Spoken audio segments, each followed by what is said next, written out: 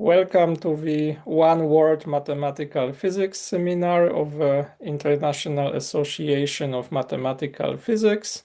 We are very happy to have Benjamin Hinrichs here today from the Paderborn University, and he will speak about wavefunction renormalization of linear field matter interactions.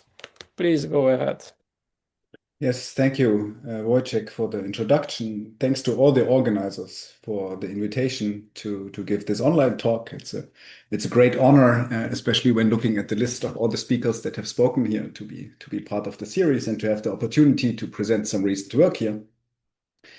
What I'm going to talk about today is joint work, as you can see on the slide, with Marco Falconi and from Milan, and Javier Valentín Martín, who's a PhD student in my group.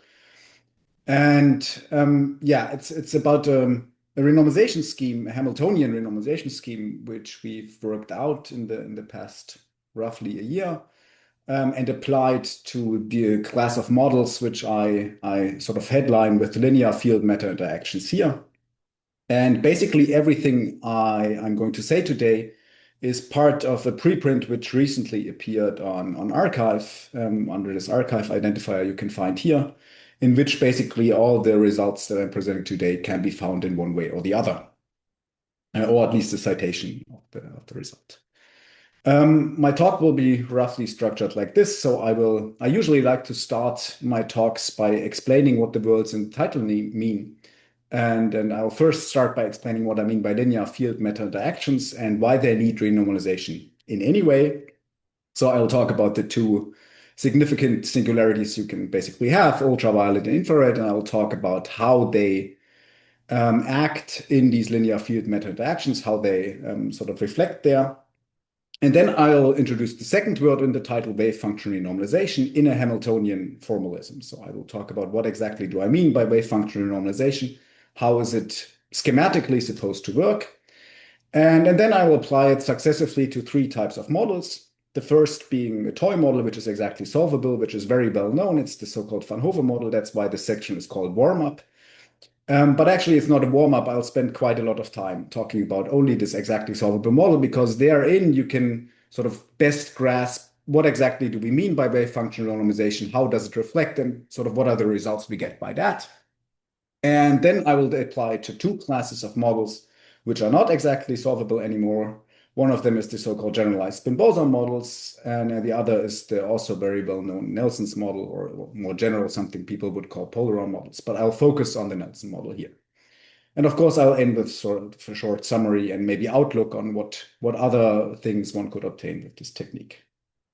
Okay, let's maybe jump directly in and ask for what exactly is a linear field matter interaction. What do I mean by that concept? And essentially, okay, I mean, I have some type of quantum system, think of a particle, or think of something fixed with only discrete energy levels. So both the left or the right picture is fine.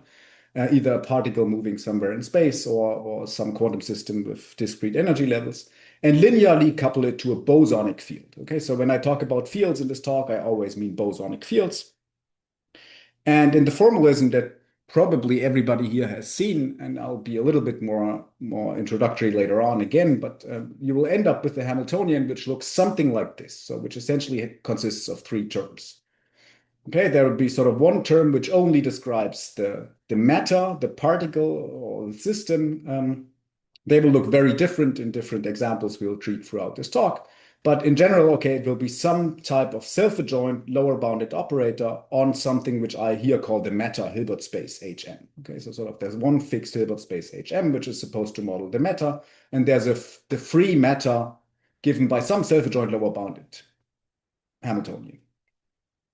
And then, of course, if there's a free particle, you also want to have the free field, right? So there's going to be the corresponding Hamiltonian for the field, and I'll model that in the typical many-body Fock space formalism. Okay, so one way to formally at least write that is with pointwise creation and annihilation operators. Then you will end up with an integral like this, which basically takes one parameter, and that is the dispersion relation of the bosons, which for now I won't fix. So I will just say, okay, we throughout work in the physical 3 dimensions. That's why everything here is on R3.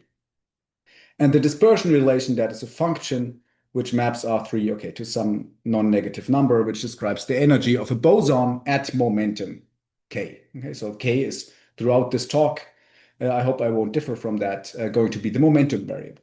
Okay, and then basically what this operator does, it finds out how many particles of momentum k do I have and sums their energies. So that's something which describes the free boson energy, and which later in this talk will be denoted by the second quantization symbol d gamma of omega as an operator on the bosonic Fock space, so the second Hilbert space that is in play, which is, or one way to write it is a direct sum over all the n particle subspaces in which I have 3 times n degrees of freedom, and I symmetrize square integrable functions over these n three-dimensional variables, and those are sort of the n particle wave functions of the bosonic field. Okay, and of course the complete Hilbert space, if I have these two systems and I want them in one to model them sort of in one Hamiltonian, will be the tensor product of these two spaces, of the matter Hilbert space and the bosonic Fock space. Okay, so what we've talked about so far is something free. There's no interaction whatsoever, so we should add some interaction part to the Hamiltonian as well. And that is given by the further 2 parameters of the model, which I here call u of k and v of k. And they describe 2 things. The v of k is essentially a cost function, or here I call it interaction potential, or sometimes in the literature it's called form factor. It describes how much energy sort of does a boson get when it interacts with the matter system in some way. Okay, so sort of it describes, well, if you think of it in spatial terms, then somehow how smeared out the charge distribution is, or if you think of it in momentum terms, it's essentially a cost function that tells you sort of how much cost do I have when I create or annihilate a boson of momentum k. Okay, so V is supposed to model the strength in a way of the interaction, depending on the momentum k again as a variable.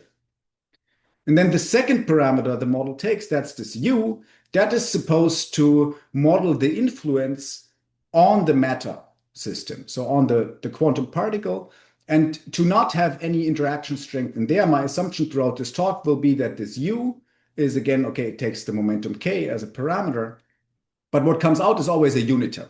Okay, so there's no energy change, if you like.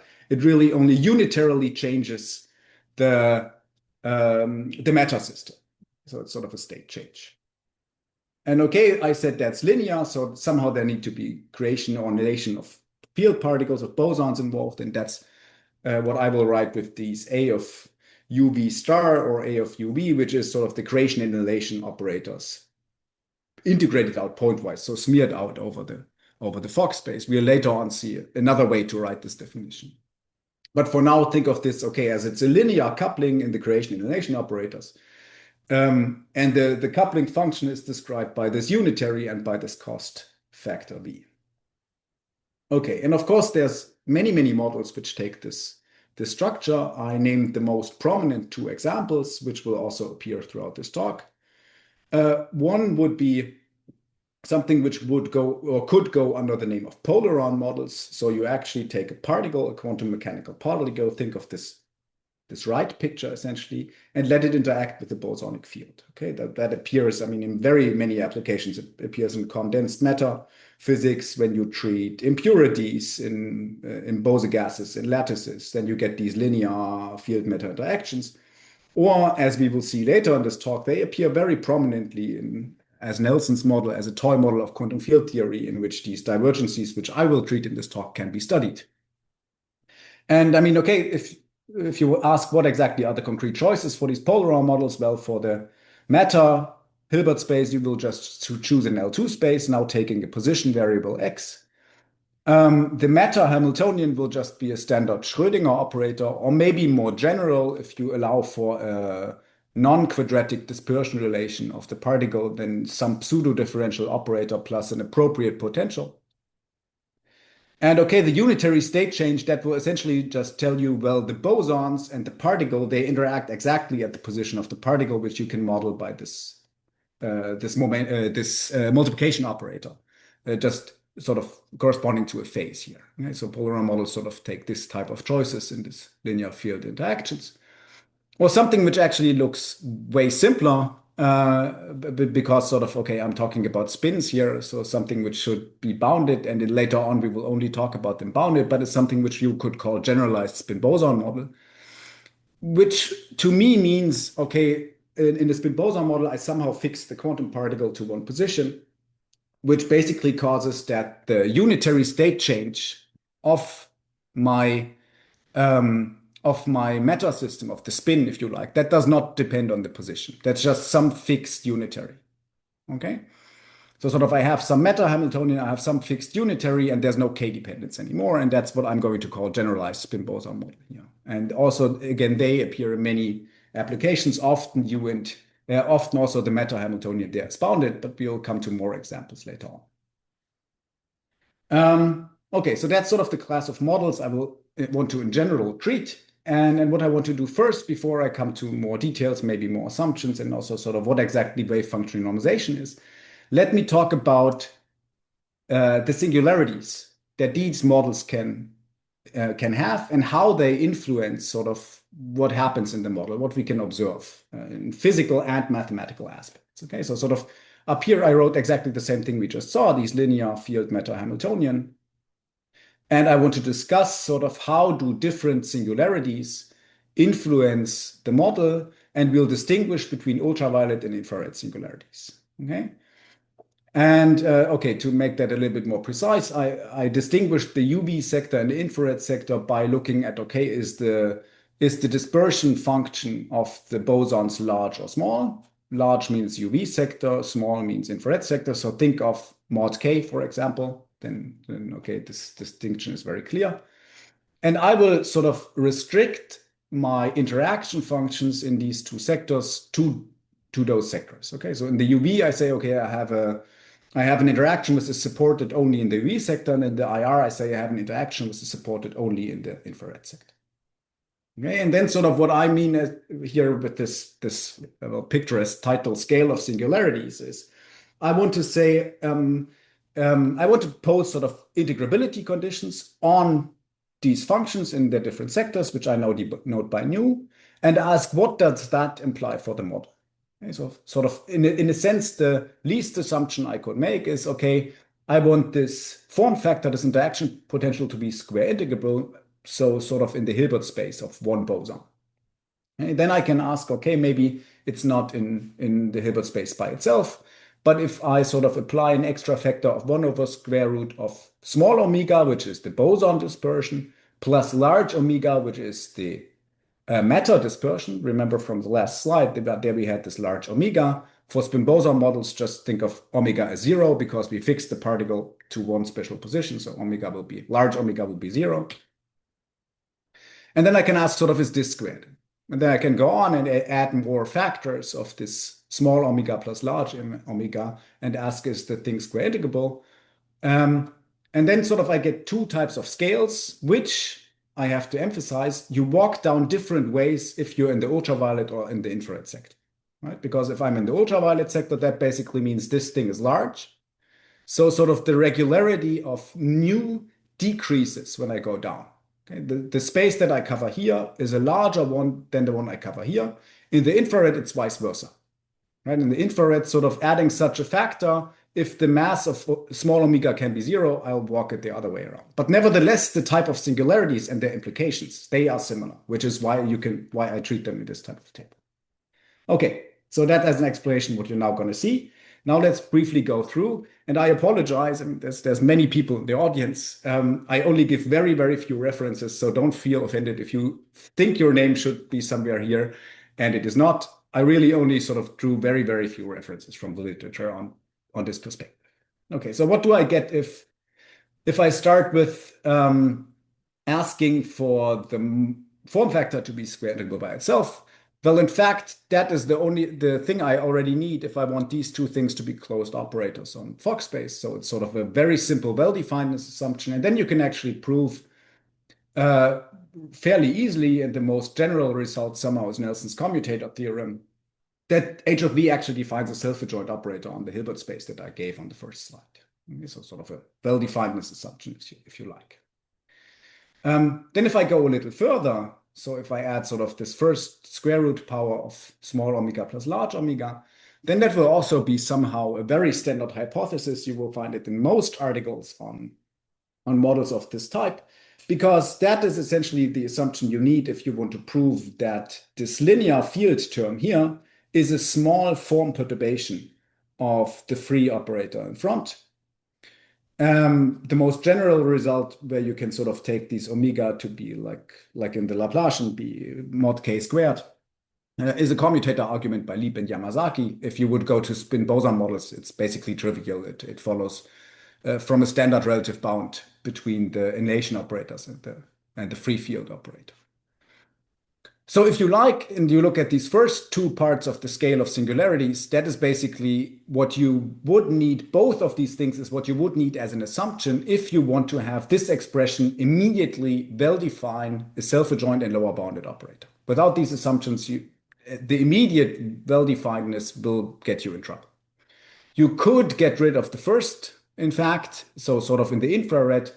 In the ultraviolet, that is not so much a problem if you're not square integrable anymore, because then you can still treat it with the theory of form perturbations. But sort of without this, sort of you really would get that the operator is not bounded from below anymore, and you get in trouble. Okay? So sort of, especially on the UV scale, going from this sector to this sector really means we need something new. And there's something new that you need to get the model well defined is something which you call self-energy renormalization. What does that mean? Well, okay, I put in an artificial ultraviolet cutoff. I sort of cut off the energies which are too large. Then I'm in, because it's an ultraviolet divergence here, then I'm in this sector 2 again, and I actually have assumptions 1 and 2. So I have square integrability, I have a well-defined lower bounded Hamiltonian, and then I can say, okay, if I take n to infinity by itself, I will sort of move the ground state energy to minus infinity, so I'll get ultraviolet divergences, which really yield a problem. But if I subtract them, that's what I call self-energy renormalization. I only subtract the ground state energy or some term which is close to the ground state energy, then I'll get a new renormalized Hamiltonian. Okay, so sort of I can stay in Fock space. I don't need to do anything else. I can only subtract the constant, the multiple of the identity, and the thing will converge in an appropriate sense. The first result of this type goes back to Nelson from the 60s, which is why the model, Nelson's model, carries his name. And interestingly, this is also the first sector of singularities where ultraviolet and infrared sector differ concretely, because this thing, assuming that nu over small omega plus large omega is an L2, is actually an infrared regularity assumption, which sort of tells you, okay, the model is well defined a priori. Say you have a model which is well defined a priori, then you'll expect sort of that the model has a ground state if this assumption is satisfied. I only named 2 of very, very many results in the literature on this topic, but sort of these are maybe the first 2 proofs on the models I named earlier. So sort of the distinction whether this thing is a square integrable function or not somehow is not a well-defined issue anymore. It's a property of the Hamiltonian. And that corresponds, we'll also see some more references later on, both if I have ultraviolet regularization in place or not. So somehow self-energy renormalization, this type of renormalization, does not change anything in the infrared sector, and especially on this question, do I have a ground state or not? Okay. And then, of course, there's the sector where I leave even this assumption. And what happens is on the renormalization scale, on the ultraviolet problem scale, I will go into a sector where I don't expect anymore that self-energy renormalization goes through, either because, okay, there's physical reasons to not expect that anymore. For the case of the Nelson model, that would be, for example, a paper by Deckard and Pizzo. Or for the generalized, or for the spin boson models, there's a nice result by Dahme-Müller, which is basically no-go theorem. You cannot construct the self-energy normalized Hamiltonian anymore if this assumption is broken. Okay, so that's what I denote here or call supercritical model.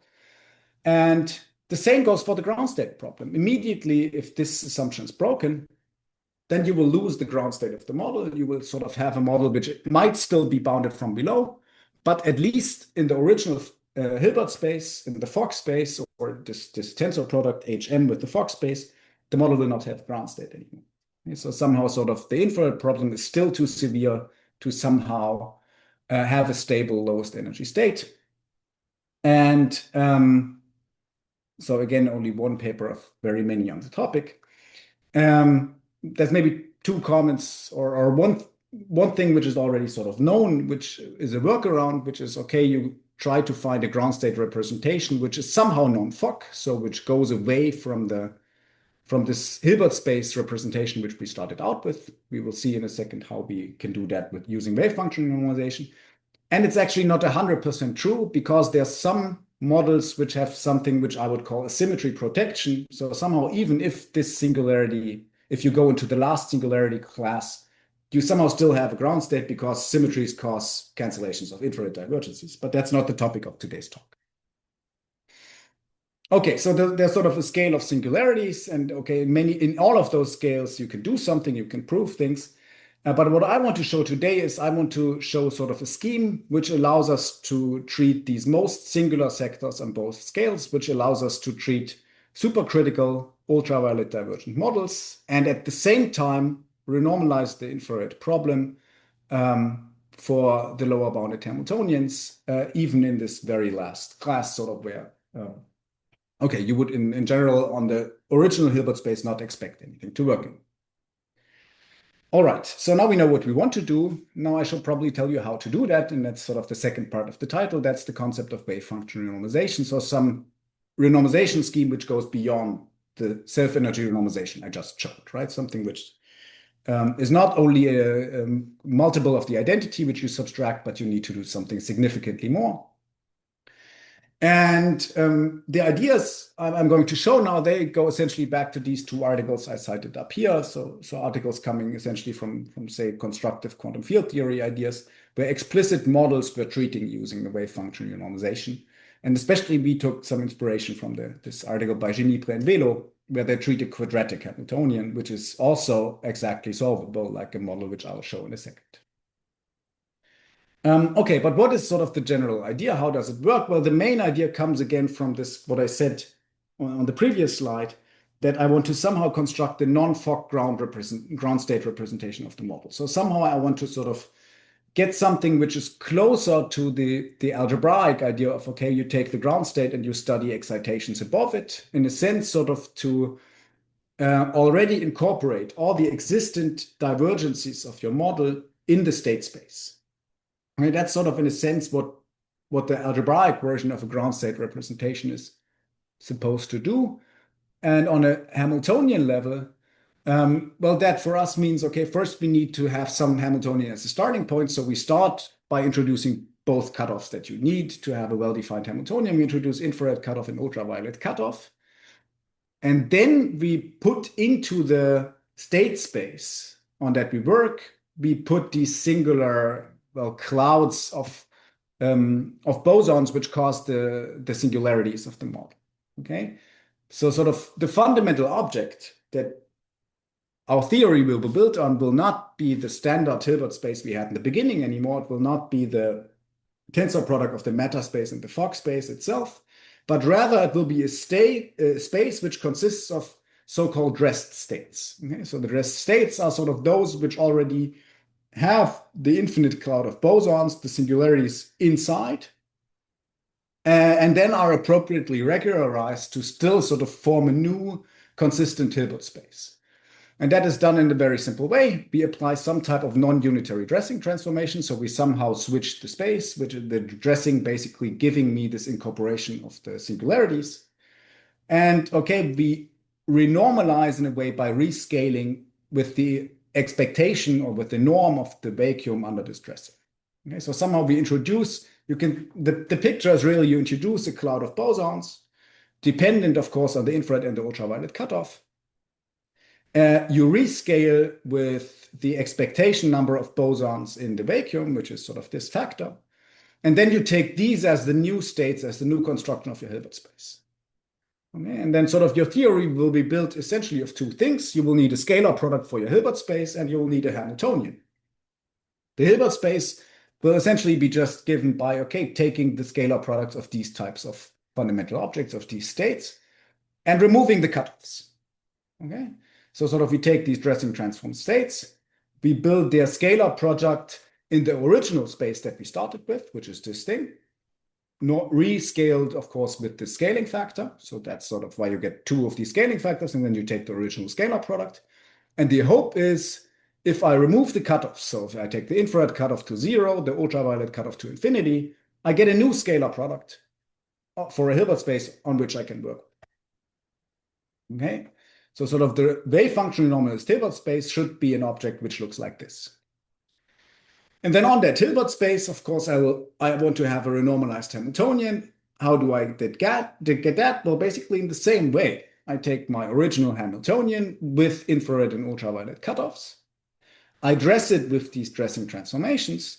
And especially in the case where sort of the self-energy itself is a divergent term, I subtract the self-energy. Okay, so sort of the self-energy renormalization is still in place as an additive constant here. But on top of that, we sort of dress the quadratic form of the Hamiltonian with these dressed states. And hope, okay, at least that we get some type of energy form, which we can then use with the theory of quadratic forms to map it to a new Hamiltonian on the dressed Hilbert space. So this thing should somehow be a closable lower bounded quadratic form on the renormalized Hilbert space. Okay, that's essentially what I want to call a wave function renormalization. And the rest of this talk will basically be on studying models with this concept and convincing you that that is a powerful tool to overcome the types of divergences that I showed on the first slide, especially when you go into the sector where the previous renormalization schemes do not help anymore, or where you can really not obtain a renormalized model that way. So let's start with the first model. Let's start with a model which is exactly solvable and develop sort of really this tool of wave function renormalization for it, and then apply it further to the non-diagonalizable. So let me start by saying what is the Van Hove model and how do precisely the singularities I showed in a little bit rough way on the first slides reflect here. And then, of course, maybe start with a reminder on the notation that I already used. Okay, so here there's the Van Hove model as a self-interacting field linearly coupled to itself, or if you like, you can think of it as you have an infinite mass particle sitting at the origin, and your bosons can be created and annihilated there in the origin. And that basically means there's no unitaries, there's no second Hilbert space. You really only have the Fock space, and on it you have the free field, and it's coupled linearly to itself. And as a reminder, Fock space is this direct sum Hilbert space. The second quantization, I wrote it on the first slide using pointwise creation annihilation operators, but you can also think of it as on the n particle subspace, it's a multiplication operator by the boson dispersions. Okay, right? You sum up all the bosons flying around and take the energies. And then we take the annihilation operator. Well, you get that by annihilating one particle from the n plus first sector, you go to the nth sector, and you annihilate just by mirroring out or integrating against this form factor you have in the annihilate, right? I mean, that's sort of maybe a little bit more rigorous version of what I wrote on the first slide, but the meaning is exactly the same. And as I said, the Van Hove model is a very simple model. This is probably not the first reference. It's way older. I mean, I think the original article by Van Hove, and there's also an article by Miyataka, I think, from basically the same time, was from the 50s. But this is from an article by Derezinski in the early 2000s, where basically all the properties I want to show you are summarized. So that's why I cite the Derezinski article here. And what do you get? You get exactly a precise version of the table I showed using the singularities, right? If I say assume that V itself, so this form factor is a square integral function, and also V over square root of omega. So I'm in the regularity classes 1 and 2, if you like, on the table. Then, I get a self-adjoint operator on the domain of the free Hamiltonian. It's bounded from below. You can explicitly calculate its ground state energy. You see when you calculate it why this term V over square root of omega is important, because the L2 norm of that is actually exactly the ground state energy. And you can exactly get a necessary and sufficient condition for the existence of ground states, which is an old friend, which we saw in class 3. V over omega needs to be square integrable. If it's square integrable, you get a ground state. If not, you can't. And the reason is something which looks a little bit familiar from the wave function renormalization, but there's one very important difference. So you can diagonalize the model using something which is also called a dressing transformation, but this time it's a unitary one, right? This is this unitary dressing transformation. So the norm of the vacuum will just be 1. So there's no scaling factor, if you like. And it's just given by the difference of a creation annihilation operator, or if you like, something called a Weil operator. And what you insert is exactly this function v over omega, which we here assume to be in L2. So sort of this is a way, it's a very simple calculation. It's essentially a completion of the square. And I think I forgot the ground state energy. So there should be a summand of this type well, with this minus on this side. After diagonalization, you have a shift. It's not just 0, the ground state energy, but nevertheless. But sort of this thing tells you how to unitarily diagonalize the Van Hoven model exactly. And the reason that you sort of go into, you have the if and only if condition is the question whether this is really still a unitary transformation or not. Okay? If it's a unitary transformation, so if v over omega is a square integer function, then you still have a ground state. If not, then not. And that also tells you why sort of the same square integrability assumption is not only important for the ground state problem, it is actually also important for the self-energy renormalization. Because if I want to do self-energy renormalization, I will take this Hamiltonian, I will subtract the self-energy and hope that the thing converges. But to do that, okay, I can look on the right side of this equation. There's a constant. It's just the free field, right? So if I want to have a renormalized Hamiltonian on the original Hilbert space, on the Fock space, I somehow need to allow to get back from the right to the left, which is exactly why you use unitary dressing, because then you can switch between each side of this equation. And if the unitarity gets lost, so if this assumption is broken, then I can also not self-energy normalize the model.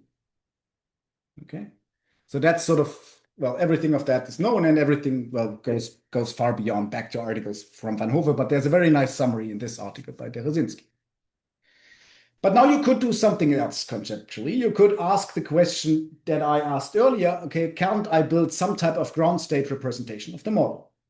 And of course I can do that, because this model is exactly solvable. I can basically also ask for sort of an algebraic formulation of the model, say on the CCR algebra or the Weil algebra, build a ground state there, and construct the GNS representation with respect to that ground state. That is not dependent on any of these integrability assumptions anymore. That will work under way more general assumptions, and you will still get the same result. The model in its ground state GNS representation, in an algebraic renormalized version, if you like, it will be exactly the same thing as the free field Hamiltonian. So sort of the message of the green and the blue results are, in a sense, the Fock space starts to be the wrong Hilbert space to treat the model in if you drop this square integrability assumption. You should rather move to something which is not the Fock space anymore, or a representation of the canonical commutation relations which lives somewhere else, if you still want to treat the same model, but therein you should still get the free field Hamiltonian. And sort of the goal of this warm-up will be to convince all of you that using wavefunction renormalization, I can get exactly this. I can get the free field Hamiltonian on the level of the Van Hove model by using a Hamiltonian approach, by using wavefunction renormalization. Okay?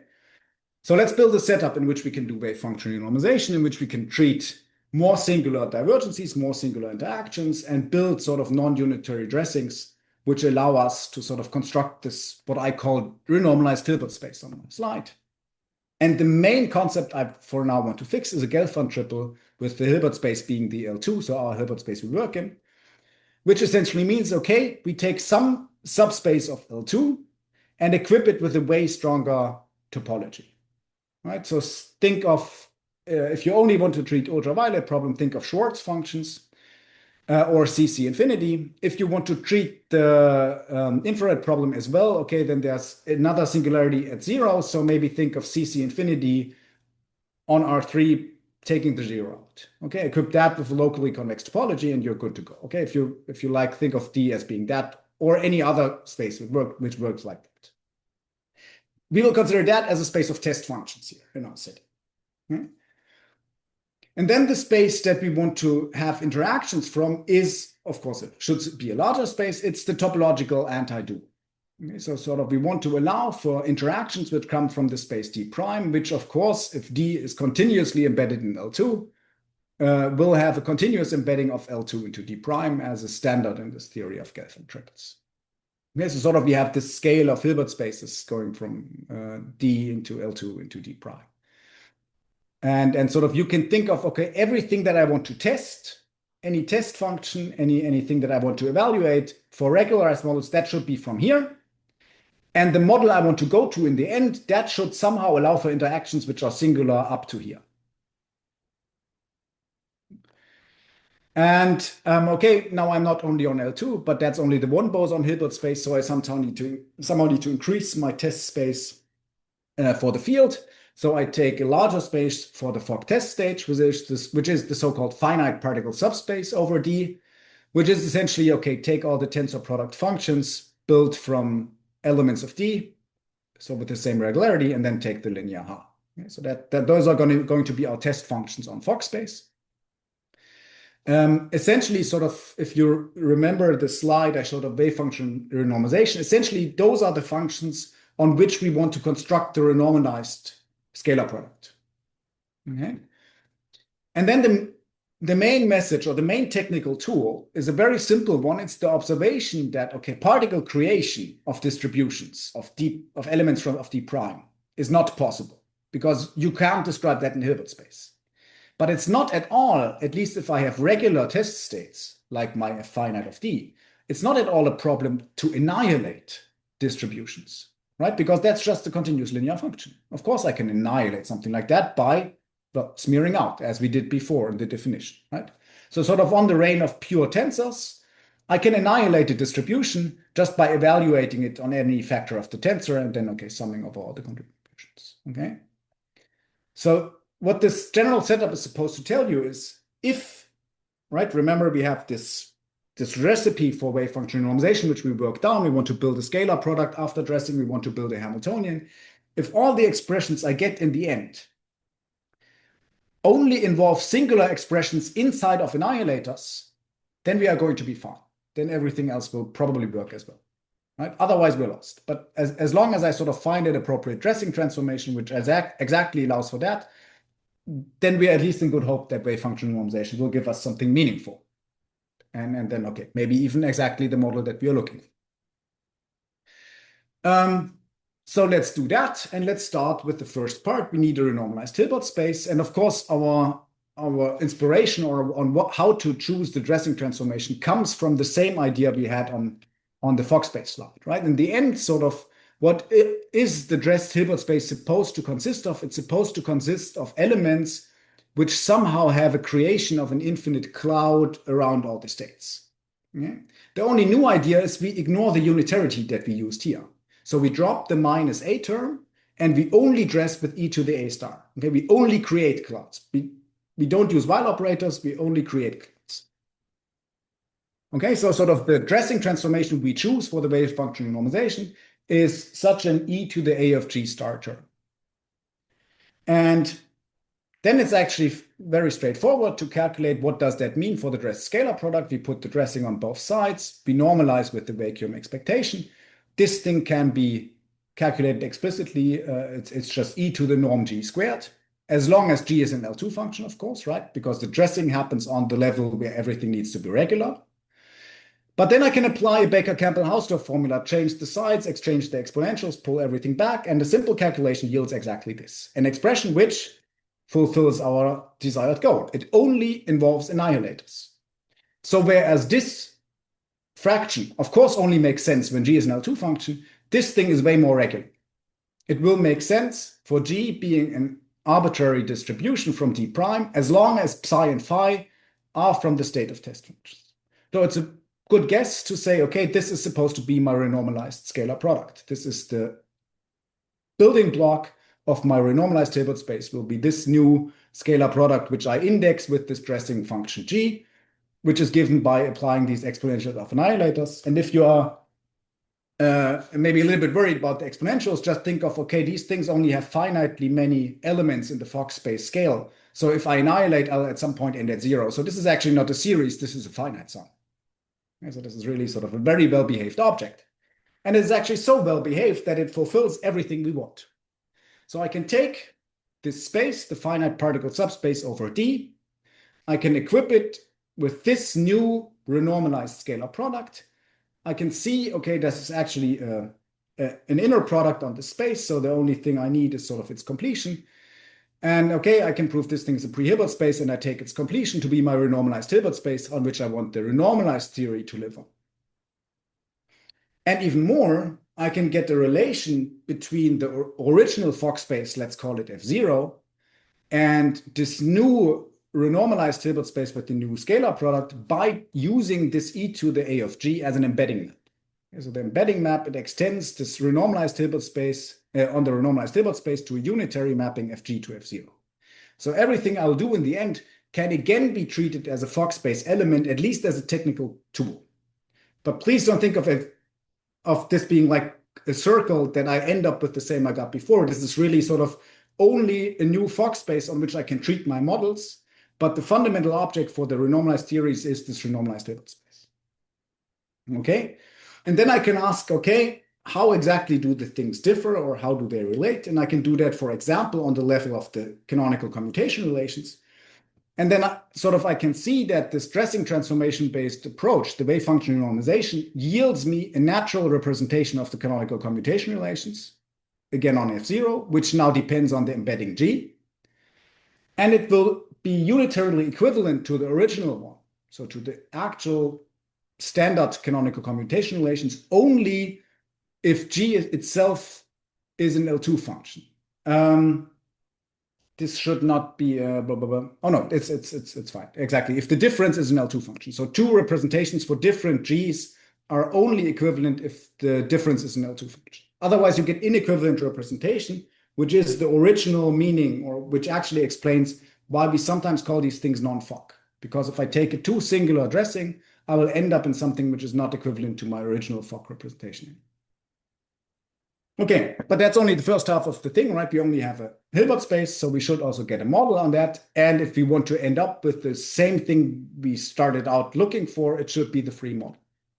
So let's do exactly that. Let's assume one more thing. Let's assume this dispersion relation, or the inverse of the dispersion relation, 1 over omega, is a continuous function if it's treated on the map of on the space of test functions. Okay, which is exactly why we need to sort of choose it a little bit carefully not to have infrared divergences. But let's assume that is the case. We chose wisely. And then we can do the same thing as before. We add the renormalization energy and we dress with the dressing transformation we just saw. You again use Baker-Campbell-Hausdorff formula. You switch around some things. You get the vacuum expectation value now written out. And you get a quadratic form, which is essentially the free field Hamiltonian plus the embedding map into the Fock space. Right? So these are, again, these e to the a of g, which are the unitary embeddings of the renormalized space into F0, and this is the free Hamiltonian. So what does that tell us? That tells us in the end, if I apply a wave function normalization with the dressing being the e to the a of g star, I will end up for the Van Hove Hamiltonian with the renormalized model, which is the free model conjugated with unitaries, embedding them into the renormalized space Fg. And so this Ug that was from the previous slide, this embedding map of Fg into F0. On F0, I have the free Hamiltonian as in the GNS representation, and I conjugate it with the unitaries taking me into the right domain. And on that space, we have a self-adjoint operator with an explicit domain. It's lower bounded. We can actually calculate the ground state energy at 0, and it has a unique ground state. So we somehow overcame, for any distribution, let me emphasize that once more, any distribution from the space D prime, we overcame both ultraviolet and infrared singularities. We end up with a model which is actually the ground state representation of the model. It has a unique ground state, and it does not see the ultraviolet problem anymore. And even more, there's sort of our procedure, of course, comes with the natural renormalization scheme. Right? We can sort of approximate some singular V with a truncated sequence, and we'll get a convergence, well, either in the sense of quadratic forms, as on the slide I showed on the concept of wave-function renormalization, or actually in something stronger, in something called generalized norm-resolvent convergence, which means I take my spaces FV or FG, I embed them into F0, and after the embedding, I get a sequence which converges in norm, which is very trivial in our case because it's the constant free Hamiltonian. Right? That's something which is in the literature on generalized convergences called generalized norm-resolvent convergence. If you have sort of an embedding in the parent space, and there you can prove norm-resolvent convergence. And it's actually fairly simple to see that this is also a generalization of all the renormalization schemes we had before. So if the limit G, if this V over omega is itself a square integrable function, then the renormalized Hamiltonian that we end up with, that is exactly, or at least unitarily equivalent to the renormalized Hamiltonian you got when treating the Van Hoven model with a self-energy renormalization. Okay, so sort of with the wave function renormalization only gives you something new, and that's how it's supposed to be, I assume. When you go outside of the range of self-energy renormalization, before that, the two Hamiltonians are exactly unitarily equivalent. You can prove you get the same result. Okay, so as promised, the warm-up was a very long thing, but let's get maybe to some more complicated models which are not diagonalizable anymore and convince ourselves that also there, the same procedures, the same concepts can also help us overcome ultraviolet and infrared divergences at the same time. So let's directly jump to the spin-boson type models, which look exactly as I promised on the first slide. So, okay, now we don't have a momentum dependence of the state change anymore. We just fix one unitary U. And okay, the linear interaction between field and matter is given by the tensorizing the A star with the U and the A with the U star. Okay? And then, of course, there's also a free matter Hamiltonian, which we here assume to be some bounded operator. Okay, the main example is, of course, the classical spin-boson model, in which this has a very concrete choice. The matter space is C2, so two-dimensional Hilbert space. The free matter particle is just given by the third Pauli matrix, and the state change is given by the first. So essentially, you flip spins if you annihilate or create a boson. That's the standard spin-boson model, but we don't need that concrete choice. It's an important model, well, because it's maybe its simplest non-trivial model of linear light-matter interactions. And both problems I was talking about, UV and infrared, have been studied a lot in the literature, in the math phys literature, at least with articles going back this far. There's, of course, not only these very old articles, there's very many very recent advances, which I maybe don't go into details explaining for time reasons, but let's say, okay, both the infrared problem has found quite some attention. There's results on absence of ground states. There's also surprising results on symmetry-protected ground state existence, even if the integrability assumptions we had are broken. And also there's a very recent sort of community using the methods developed for polaron models in the ultraviolet renormalization business, which sort of this strategy complements by going to the most singular ultraviolet divergences that you can think of. Okay, so maybe that's all I say on this list of references. And directly jump into the wave function renormalization, how it differs from what we already saw. The first good part is most of it does not differ at all. We add one component to the dressing transformation. It's not only an e to the a of g star. It needs to be tensorized with the state change of the matter particle u. Of course, I mean, we sort of want to take the natural way to create the bosons, which is sort of by tensorizing it with u. But everything else, literally, because of our unitarity assumption, basically behaves the same. Okay, we can do the same Baker-Campbell-Hausdorff arguments we did before. We will get a pre-Hilbert space by equipping sort of the algebraic tensor product of HM with this finite particle subspace over D, so with the Fock test vectors, with this new scalar product, which you just get by applying Baker-Campbell-Hausdorff from the dressing. You will get a unitary embedding in the original Hilbert space, which now is called UUG, as an extension of, well, this dressing map, or this result of the dressing map. And the last three terms of the Hamiltonian, they don't only look like the Van Hoven model, they behave like the Van Hoven model. So if I treat sort of this part of the Hamiltonian, I will get an essentially free Hamiltonian, because on the parent space in which I embed, it will look like the free Hamiltonian. And then it is conjugated with these two unitaries from the left and from the right. Okay? So almost nothing changes up to here. Right? So sort of this part of the Hamiltonian and the Hilbert space, they can be treated exactly as the Van Hove model without any differences. But now comes the clue. There's, of course, a fourth term, and that is the free spin.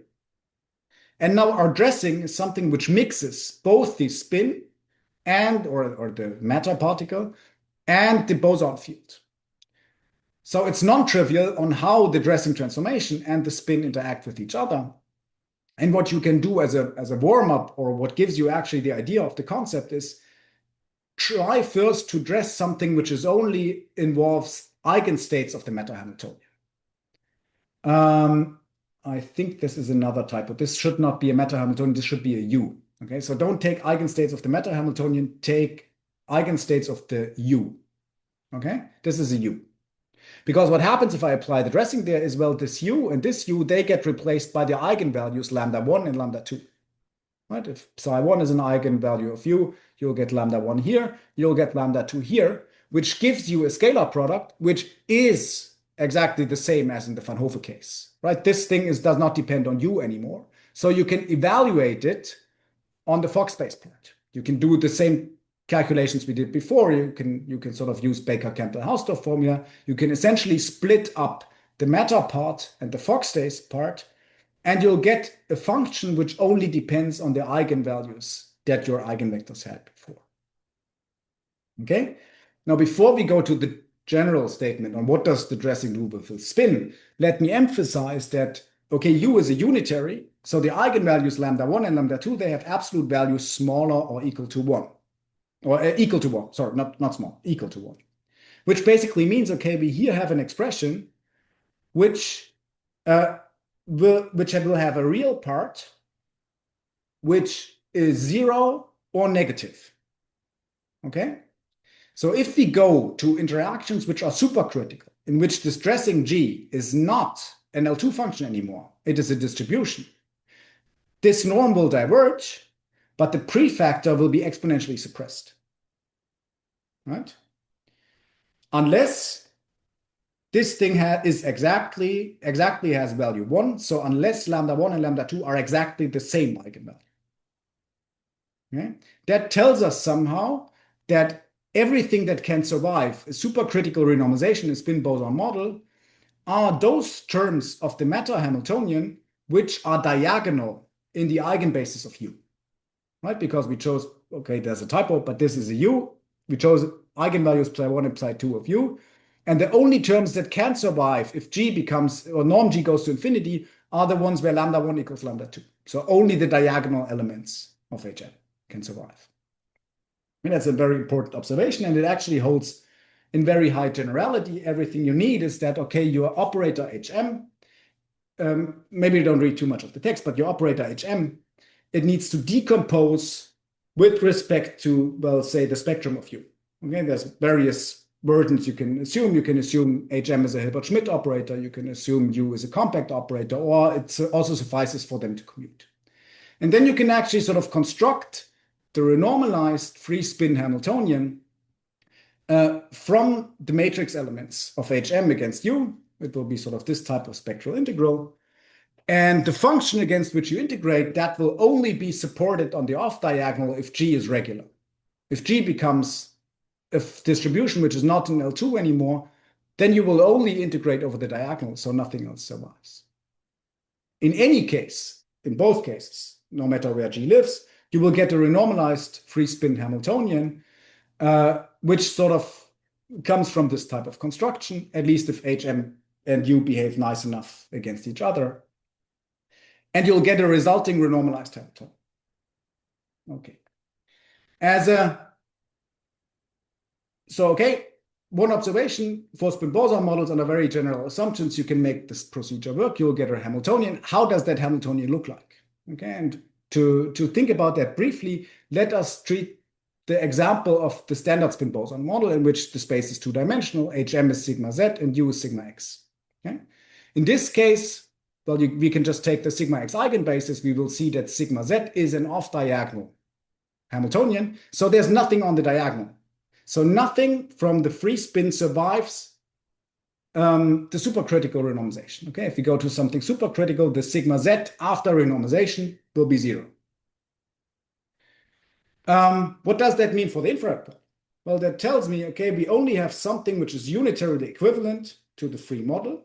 So definitely we get a twofold degenerate ground state, no matter how singular the object we end up with.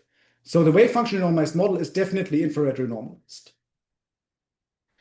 On the other hand, it's also ultraviolet renormalized because, okay, we don't have well-defined issues. You have a well-defined renormalized Hamiltonian.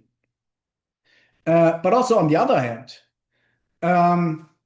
one could, of course, ask, okay, we have something which is unitarily equivalent to the free field. Is that not a trivial model? So didn't we end up with something which is completely trivial and doesn't give us anything anymore? That is, in fact, not so clear. Because remember what I said on how the free Hilbert space and the renormalized Hilbert space behave to each other. There's somehow this embedding map U going. And that mixes different spin sectors and different boson sectors. So although the model is unitarily equivalent to something free, it's not really clear if it's a really fully trivial model, if it's only sort of the free field, or if there's something more going on by the sector mixing, which is something which should be investigated in further investigations on scattering theory. Okay, what definitely happens is you can use wave function normalization to overcome supercritical singularities in spin boson models. I want to take the last 4 minutes, I think I have, to briefly pay a visit to an old friend from ultraviolet renormalization and infrared problem, the so-called Nelson model. Okay, the Nelson model is now really a model in which you could speak of matter-field interactions. You take a linear coupling, you take a Schrödinger particle, and I'll only treat the physical case here. I'll treat massless bosons, so the dispersion relation of the bosons is mod k. I will treat sort of what is known as the physical dispersion relation. It behaves like 1 over square root of k times some constant. And the particle itself, it will be a Schrödinger particle, say in a confining potential. Okay? I don't really care on too many assumptions. Let's just say confining. This model is very well studied. It was introduced by Nelson in the 60s to study the ultraviolet problem. And it's well known that its ultraviolet divergence is mild in the sense that it allows for self-energy renormalization. So you can take an explicit value of a self-energy, you can add it to the Hamiltonian with an ultraviolet cutoff large lambda, and the limit will exist. It was already constructed, at least in a quadratic form sense, using a unitary Dresden transformation by Nelson. And as you can see, there's many sort of people who later studied different representations of the model and used them to find out spectral properties and how they survive the ultraviolet limit. The essence is the spectral properties remain the same in the ultraviolet limit, and especially the model is infrared supercritical. So although it has a mild ultraviolet problem, it has a very strong infrared problem. It is an infrared critical model, and well, here's a result with ultraviolet, here's a result without ultraviolet cutoff. It does not allow for a ground state. Even though the potential is confining, so sort of the particle itself has a ground state, but the boson, the field matter coupling is too infrared singular. There's no ground state existing. And then you can, so what people already did in the literature, here I cite a few articles, is, okay, they studied something which is called non-Fock representation. So somehow going into a non-unitarily equivalent sector and trying to, or then proving there that, okay, in this sector, you get a ground state. This is something called a non-Fock representation. There's an algebraic approach by Arai from the early 2000s, and then there's many analytic approaches later on. Maybe the most general, on which our article relies as well, because it does not need the ultraviolet cutoff, is this article by Hiroshima and Mate using functional integration methods. Okay, and how do you get this non-Fock representation? Well, you use the ideas we had on the slide with Derezinski's article. You use the self-energy subtracted Hamiltonian, you dress it with something unitary, and then you study what comes out in the resolvent limit if you take infrared cutoff to 0, ultraviolet cutoff to infinity. And this thing is sort of the non-Fock Hamiltonian you will get by this procedure. which, however, is by no means related anymore to the original model, right? Because these unitaries, they go to something which we can't make sense of anymore. They just, they don't converge anyway. You can do the same thing using wave-function renormalization, using our approach. So instead of using unitaries, you use the non-unitary dressing given by an annihilator with a singular argument. Okay, you can do exactly the same we did for the Van Hove model or the spin-boson model. And what you will end up with is you will end up with a renormalized Hilbert space, a unitary embedding into the free space, and the renormalized wave-function normalized Hamiltonian will be exactly this object, the non-Fock Hamiltonian studied in literature, conjugated with these unitary embedding maps. So you will end up with wave-function normalization will give you exactly this non-Fock Hamiltonian, which actually deserves this name non-Fock, if you remember my first slide on wave-function normalization, because unitary equivalence of the canonical commutation relations between different spaces is not given anymore in this singular setting. All right, I think my time is up, so it's also time to summarize. What did we do? We introduced a Hamiltonian-based wave-function normalization approach, which allows to treat supercritical models both in the ultraviolet and the infrared regime, and study the resulting Hamiltonians, at least on the level for now that they are actually normalized. And this approach sheds a lot of light, I think, on the nature of what exactly does it, when exactly does it require to go into a non-Fock representation, and how sort of does the non-Fock representation differ from the originals. Of course, there's many more things one could do. I just added 2 points. One was already discussed on the spin-boson model. One should study spectral and especially scattering theory of these renormalized models, and especially compare that to the regularized ones. And of course, further extend the techniques to models which are maybe even more critical, or at least harder to renormalize. One example would be the relativistic Nelson model. So if you take this Nelson model, but you replace the Schrödinger paradigm by something which has a relativistic dispersion, because they are sort of, renormalization turned out to be even harder, and probably one would need new ideas. Or, of course, another natural question would be, how does wave function normalization work and turn out with nonlinear interactions? Yes, with that, I want to end my talk, and thank you for the invitation again, and of course, the attention. Okay, thank you very much for a very interesting talk. Are there questions or remarks? If so, please just unmute yourself and ask. Yes. Okay. So can I start with an elementary question? So you had this renormalization scheme based on the Gelfand triplet, but and finally you found the same renormalized theory as Mio and others obtained before. But Yes. Was that expected a priori, or was it a Yes, I mean, I think sort of that's what we at least anticipated when we started. I mean, especially on this. So maybe let's go back to the toy model setting. There we have these many old results on sort of that you can really sort of do an algebraic version. And yeah, what sort of got us started and what we did in this proceedings article was essentially sort of trying to exactly underline that sort of this wave function renormalization approach really puts you into the ground state representation of the algebraic theory. And you can actually, I mean, of course, the results I showed. So say this triviality result, that is not yet the kind of confirmation that it's really the ground state representation, right? Because you need to talk about the CCR representation as well. Yeah. But of course, I think on the previous slide, I showed that you can actually calculate how the wave function normalization influences your representation, and you will end up exactly with the algebraic expressions. So you'll end up exactly with what you would anticipate if you do an algebraic construct, GNS construction. So yes, I think sort of we had the hunch that this gives you exactly that.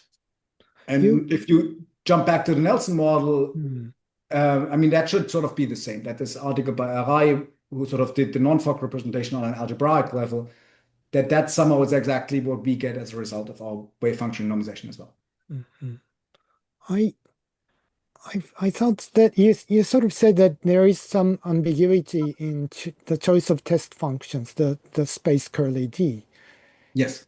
Is that, and doesn't your renormalized theory depend on the choice of this space of test functions? No. No.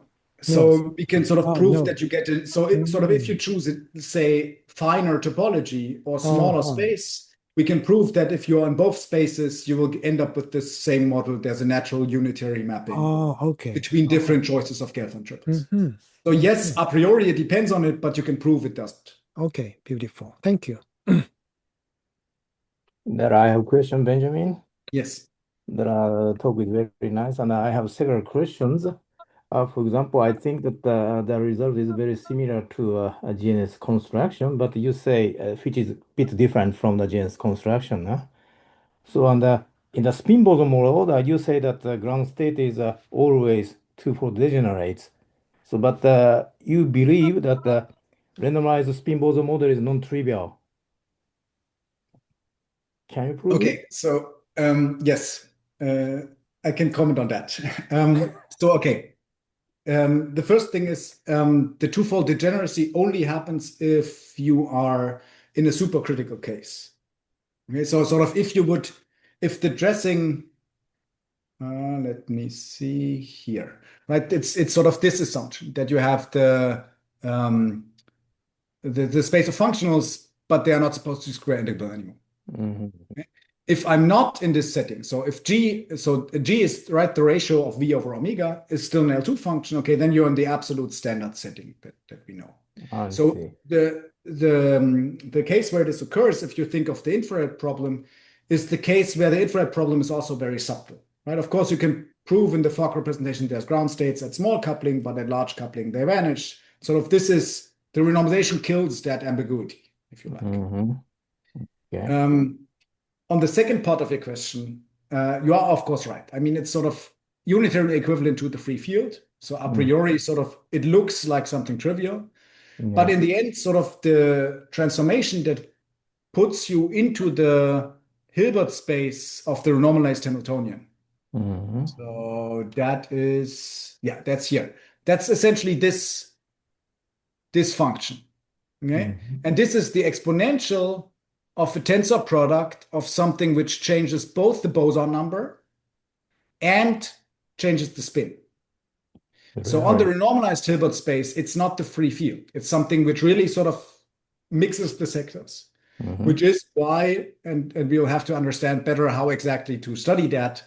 One would need to go somehow to scattering theory to ask for sort of what exactly sort of can I see if I put this renormalized Hamiltonian somewhere to say something about triviality or non-triviality. But in this slide, page 9, and in the last two lines, so you computed some expectation with respect to the psi1 tensor big psi1 and psi2 tensor big psi2. I think that the tensor product of Hilbert space consists of some linear sum of such kind of things, but you computed only the, I would say. Yes, of course, that's right. So in the end, you will have to sort of do a construction like this. And it's also non-trivial that that this suffices. So you really sort of, I mean, in the end, sort of you argue vice versa. We know that sort of if you put in a regular G, that the quadratic form exists. It's nice. It's bounded with respect to the scalar product. And that way, sort of, that survives the limit. But the proof is very subtle. You're absolutely right. I mean, you need to take sums of such tensor products. It's you need to do some work to see that it really that there's an operator which is uniquely given by this expression. It's non-trivial. Okay, so I have another two questions. One is a simple question. The second is a heavy question. So first of all, simple question. So can you extend it to the case of a translation invariant case? For example, P, fixed total moment P. So can you also study the same things to the full Hamiltonian? Yes. So yes, you can. And in fact, half of the work is already done. The renormalized Hilbert space is the same as in Van Hove, right? Because you don't have the L2 space anymore. So the renormalized Hilbert space will look like in Van Hove. And what you get is sort of, I mean, you can translate these things for the full Hamiltonian into the translation invariant case. Yeah, right? yeah. For the translation invariant case, you also have non-Fock representations. And okay, wave function renormalization will somehow give them. Okay. But of course, the nasty thing is that still in the end, the dressing transformation, it depends on P now. Yeah, yeah, yeah. Like in the, which is sort of why we didn't put it in the paper. We have a short section on the translation invariant case where we sort of take the G0 and there you renormalize the zero fiber, but not the P different from zero fiber. But you could also, like in Pizzo's papers, sort of take something P dependent. So the result is different from the P equals to 0, not P equals to 0. Yes, Different. exactly. Oh, really? Exactly. Okay. So I mean, we study the model that you get if you decompose this Hamiltonian with respect to total momentum.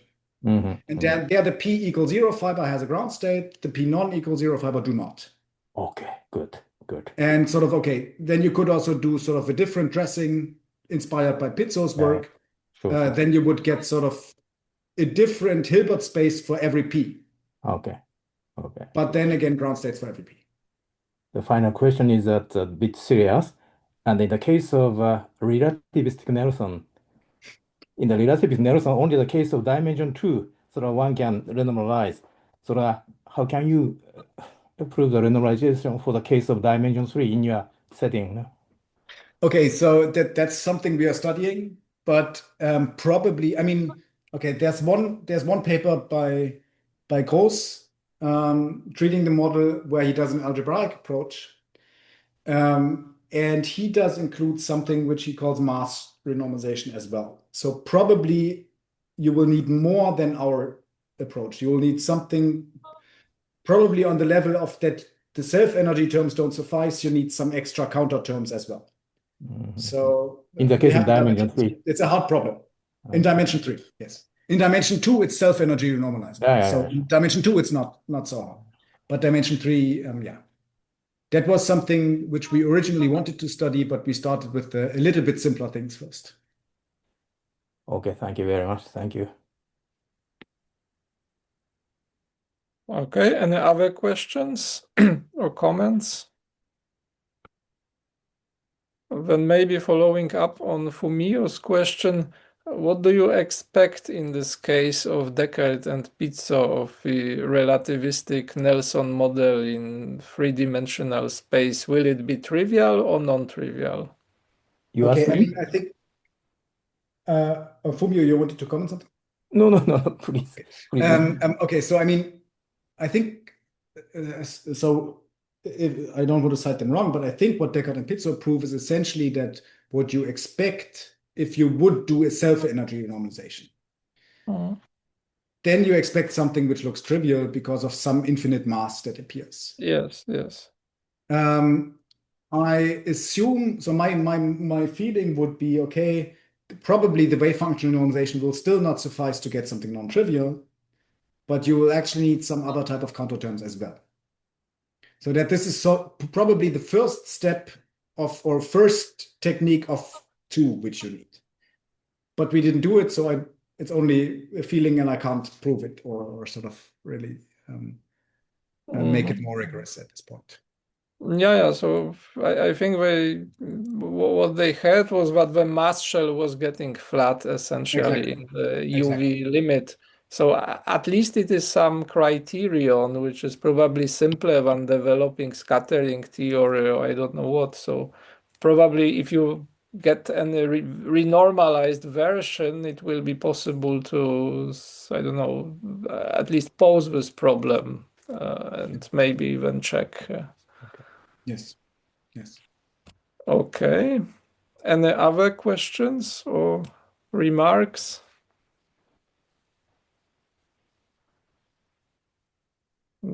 Does not seem to be the case, so maybe we can stop the official part. Let me stop the recording.